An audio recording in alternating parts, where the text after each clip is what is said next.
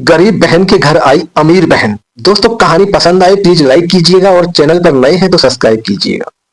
दोस्तों एक शहर में निर्मला और रमा अपनी माँ लता देवी के साथ रहती थी। बचपन से ही रमा बहुत सुंदर थी। वहीं दूसरी ओर निर्मला का रंग थोड़ा सांवला था। इसी तरह दोस्तों समय बीतता गया और रमा और निर्मला अब दोनों बड़ी हो गई थी। रमा सुंदर थी इसलिए मोहित को रमा बहुत पसंद आई और उसकी शादी एक बड़े परिवार में हो गई। वहीं दोस्तों दूसरी ओर निर्मला की शादी एक मजदूर से हो गई। दोस्तों अब निर्मला का भी मन था कि उसकी शादी भी एक बड़े परिवार में हो, लेकिन उसके नसीब में तो टूटी हुई झोपड़ी ही और उसी में अपना सारा जीवन बिताना था। शायद वो ईश्वर से यही लिखवा कर लाई थी। वहीं दूसरी ओर दोस्तों रमा का स्वागत बहुत ठाट बाट से जब वो अपने घर पर गई तो हुआ। उसकी सास और ननद ने उसे ढेर सारे गिफ्ट दिए। एक दिन की बात है, निर्मला बाजार जा रही थी। तभी रमा एक ज्वेलरी शॉप से बाहर निकलती है और उसके हाथ में बहुत सारे ज्वेलरी के बॉक्स थे। निर्मला रमा को देखकर बहुत खुश होती है। रमा दीदी आप कहाँ जा रहे हो?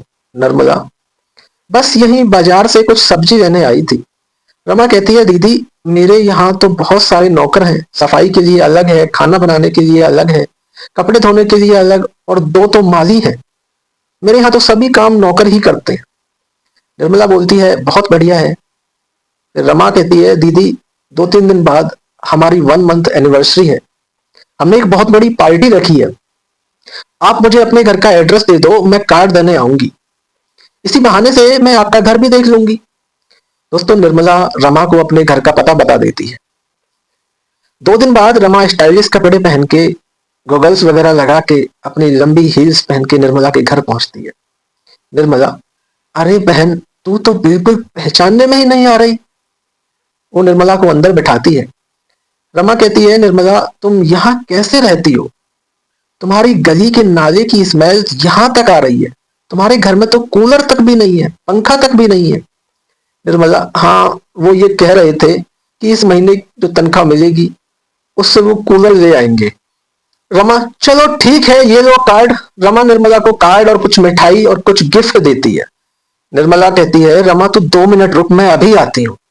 थोड़ी देर बाद निर्मला रमा के लिए पानी और एक प्लेट में थोड़ा सा गुड़ रख कर लाती है। रमा क्या हुआ दीदी, आपको इतना पसीना क्यों आ रहा है? निर्मला बोली मैं तेरे लिए गली के सरकारी नल से पानी लेने गई थी ना, इसलिए गर्मी के कारण थोड़ा पसीना आ रहा है, ये ले तू पहले पानी पी। रमा दीदी आपका दिमाग खराब है, मैं ये गली का सरकारी नल का पानी पीऊंगी? मैं मिनरल वाटर पीती हूँ, ये सड़क का पानी आप ही पियो। ये कहकर रमा उठकर चली जाती है। दोस्तों निर्मला को ये बात बहुत बुरी लगती है, उसकी आंखों में आंसू आ जाते हैं। सब कुछ भूलकर 3 दिन बाद निर्मला रमा के घर जाती है। कुछ औरतें कहती हैं बहन ये कौन है, इन नौकरों को यहाँ किसने बुलाया है? अब रमा की सास बोलती है अरे ये रमा की बहन है, पता नहीं इन भिखारियों को क्यों यहाँ बुला लिया। रमा ने बेइज्जती करा दी सब मेहमानों के सामने। निर्मला ये सब बात सुन लेती है। तभी रमा निर्मला को देखती है और कहती है रमा अरे दीदी ये क्या पहन कर आई हो आप? आपको इतनी भी तमीज नहीं है कि इतनी बड़ी पार्टी में जा रही हूँ तो एक अच्छी सी साड़ी ही पहनकर चलूं, वही मैली कुचैली साड़ी पहनकर आप मेरे घर आ गई। सच में आज आपने मेरे ससुराल वालों के सामने मेरी बहुत बेइज्जती करा दी। अब ऐसा करो नीचे हमारा सर्वेंट रूम है उसमें जाओ और मैं तुम्हारे लिए वहीं खाना भिजवा दूंगी। अपनी बहन से इतना सब कुछ सुनकर रमा की आंखों से आंसू आ जाते हैं और वो अपने घर आ जाती है और अपने पति को सारी बातें बता देती है। निर्मला का पति का नाम था सूरज। सूरज कहता है निर्मला वो बहुत बड़े लोग हैं और तुम्हें उनके घर नहीं जाना चाहिए था। अच्छा चलो अब रोना बंद करो और इन सब बातों को भूल जाओ। निर्मला जी मैं कई दिनों से सोच रही हूँ क्यों ना मैं भी कुछ काम करना शुरू कर दूं, जिससे हमारी कमाई थोड़ी बढ़ जाएगी, हमारा घर का गुजारा थोड़ा ठीक से होने लगेगा। सूरज कहता है ठीक है जैसा तुम्हें लगे आप कर लो। अगले दिन से रमा जगह जगह जाकर काम ढूंढने लगती है। उसको एक दर्जी की दुकान में काम मिल जाता है। अब उसकी कमाई थोड़ी बढ़ने लग जाती है और सारे खर्च आसानी से निकलने लग जाते हैं और वो कुछ थोड़े से पैसे बचाने भी लग जाती है। और जो पैसे बच जाते हैं उनसे वो कुछ दिन बाद एक सिलाई मशीन लेकर अपने घर आ जाती है और लेडीज सूट सीलने लगती है। दिन में वो नौकरी करती है और शाम को घर आकर सूट सीलती है। दोस्तों 10 सूट सिलने के बाद वो संडे को बाजार जाती है और काफी दुकानों पर अपने सिले हुए लेडीज सूटों को दिखाती है, लेकिन कोई भी दुकानदार उसका सामान नहीं खरीदता है। वो निराश होकर अपने घर की ओर आ जाती है। निर्मला अपने पति से कहती है, सुनिए जी, आज एक भी दुकानदार ने मेरा सूट नहीं खरीदा। शायद हमारे नसीब में गरीब रहना ही लिखा है। सूरज कहता है, तुम चिंता मत करो, ऐसा करते हैं, कल मैं भी तुम्हारे साथ मार्केट चलूंगा। अगले दिन भी रमा और सूरज दोनों मार्केट के लिए निकल जाते हैं और मार्केट में घूमते रहते हैं। तभी उन्हें एक दुकानदार बुलाता है। दुकानदार बोलता है, आप इधर आइए। अरे बहन जी, मेरा सूट का सप्लायर अपने गांव चला गया है, जिस वजह से मेरे ग्राहक वापस जा रहे हैं।